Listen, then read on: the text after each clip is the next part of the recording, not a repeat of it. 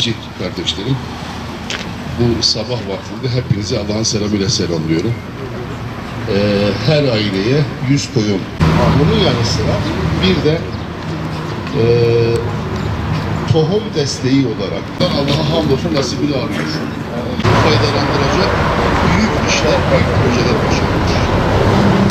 Her zaman çiftçiye, üreticiye, tarıma dost bir idareci, vali olarak çiftçilerimizi zenginleştirmek bizim en büyük idealimiz. Burası zaten tarım memleketi. Tarım özel olarak ilgilendiğimiz alan. Yani ben eğitim 1 numara demiştim, 2 numarada tarım. Hem milleti aydınlatacağız, eğiteceğiz, iki taraftan da milleti zenginleştirmemiz lazım.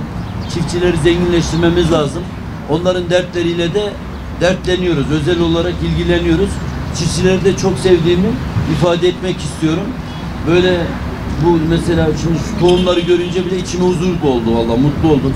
Çiftçileri görünce de çok mutlu oldum. Onu da ifade etmek istiyorum. Şimdi biz Büyükşehir Belediyesi'nden bu iş için 50 milyon para ayırdık. Çiftçi sertifikalı tohum dağıtmak için. Buğdayı dağıttık, arpayı dağıtıyoruz. İnşallah ilkbaharda da korunga, yonca, fik ve sılajlık mısır, ihtiyaç olsa başka tohumları da fasulye falan diye vesaire. Onları da dağıtacağız. Şunu ifade etmek isterim ki çiftçimizin her zaman yanındayız. Bu sertifikalı tohum işini halledeceğiz inşallah. Yani destek vereceğiz. Bu ne demek? Kafadan %20 verim artışı demek. Ürünün kalitesinin artması demek. Ürettiği ürünü daha fazlaya satması demek çiftçimizin. Bu yüzden sertifikalı tohum işi çok kıymetli bir şey. Allah hayırlı, uğurlu, bereketli nasip etsin. Çiftçilerimize kaza bela vermesin. Afetten, kötülüklerden korusun. Her zaman yanınızdayız. Sizi seviyoruz. Allah'a emanet olun.